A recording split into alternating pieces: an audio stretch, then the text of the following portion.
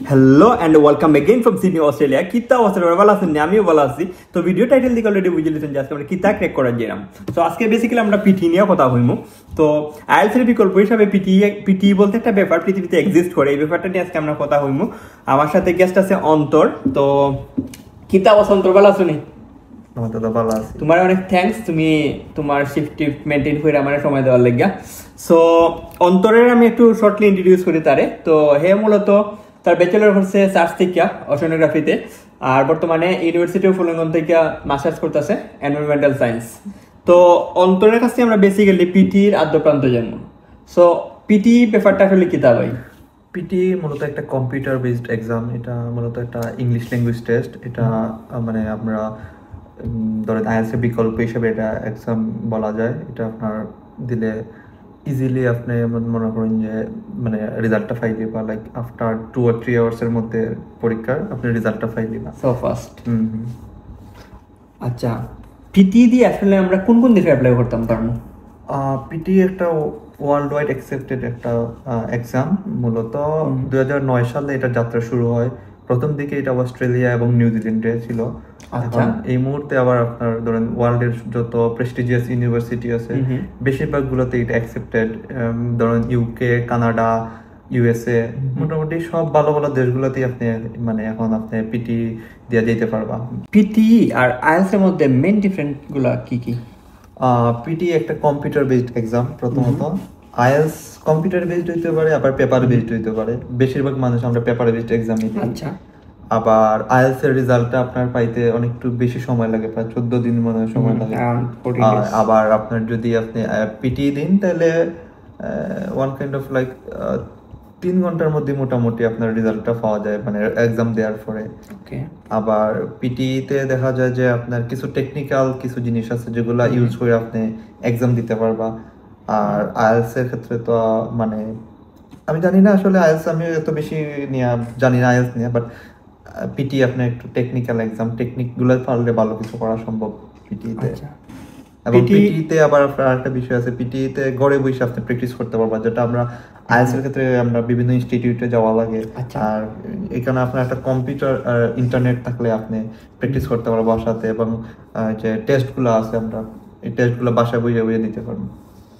For example আমরা কোন কোন ওয়েবসাইট ইউজ করতে পারি? আমরা এক্সাম্পল হিসাবে দিতে পারি যেমন আলফা পিটি আছে, এপিউনি পিটি আছে। এগুলোর মধ্যে আমরা বাসাত বইয়ে বইয়ে প্র্যাকটিস করতে পারবো, মক টেস্ট দিতে পারবো, আমরা নিজেরা কতটুকু ইমপ্রুভ করতে পারবো। এগুলো কি সাবস্ক্রিপশন লাগে? এগুলো প্রিমিয়াম নিতে হবে যদি মানে রেজাল্টগুলো দেখা। প্রিমিয়াম কস্ট কি রকম? বা আমি যখন কিনি তখনকার সময় 1400 টাকা ছিল আপনার আলফা পিটি। এখন শুনছি আমার যারা পরিচিত যারা অনেক এখন প্রিপারেশন নেয় 1700 টাকা মনে হয়, 1700 সামথিং লাইক দ্যাট। তাও তো অনেক চিপার। আইএলটিএস যে কোনো একটা কোর্স নিলে তো 5000 টাকা লাগে বাংলাদেশে প্র্যাকটিস করতে পারবো। আচ্ছা, তো পিটির মার্কিং ক্রাইটেরিয়াটা আসলে কি রকম? পিটিতে যখন আইএলটিএস এর মতো যেমন 6, 7, 8, 9 এটার মতো না। এটাতে যেমন আছে 50, 60, 70, 80, 90 ও ওয়ান কাইন্ড অফ এরকম। যেমন 50 পাইলে মনে হয় 6, 58 পাইলে 6.5, 65 পাইলে 7, ওই রকম মানে আপার যাচ্ছে আর কি আপনার এরকম দেখা।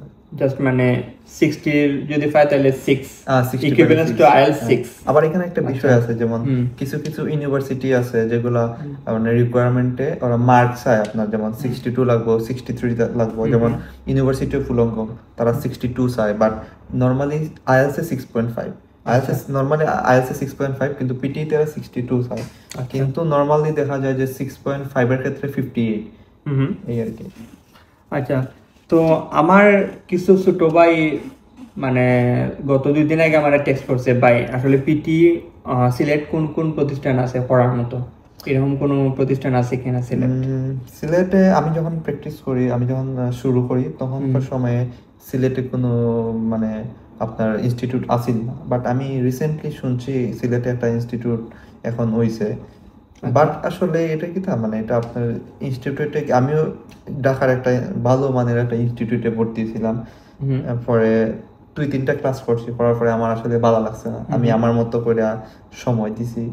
আমার সাথে যখন যারা আপনার প্র্যাকটিস করে তারা এবং আমি একটু নিজের মতো করে আমরা গ্রুপ স্টাডি করছি, করে মানে আমার মতো করে আমি নিজে একটা তৈরি করছি যে কি কি করা লাগবে কি কি না, আচ্ছা এগুলা আমি আমার মতো করে আমি এক্সাম দিছি। আমার সময় নিয়েছি 3 মাস, বাট আমার পরে আমার পরিচিত যে 2-3 জন দিছে, আমার ক্লোজ বড় ভাই একজন দিছেন, তাইলে মাত্র আমি 5 দিন পড়াইছি, তাই 5 দিন পরেই মূলত ভালো একটা রেজাল্ট করছেন। তাই আই মিন ইনফরমেশন অন্তর তার ফ্রি টাইমে পিটি নিয়ে কোর্স টোর্স করায়। সো আপনারা যারা ইন্টারেস্টেড তখন অন্তর লাগে আপনারা কানেক্ট হইতে পারবা, আমি তার ডিটেলস দিয়ে দিব। সো ইনফ্যাক্ট আমি নিজেও তার কাছে আইএলস দেওয়ার কথা ছিল। ইনফ্যাক্ট আমি নিজেও আইএলস দেওয়ার কথা আছিল বিকজ অফ মাই 489 ভিসা।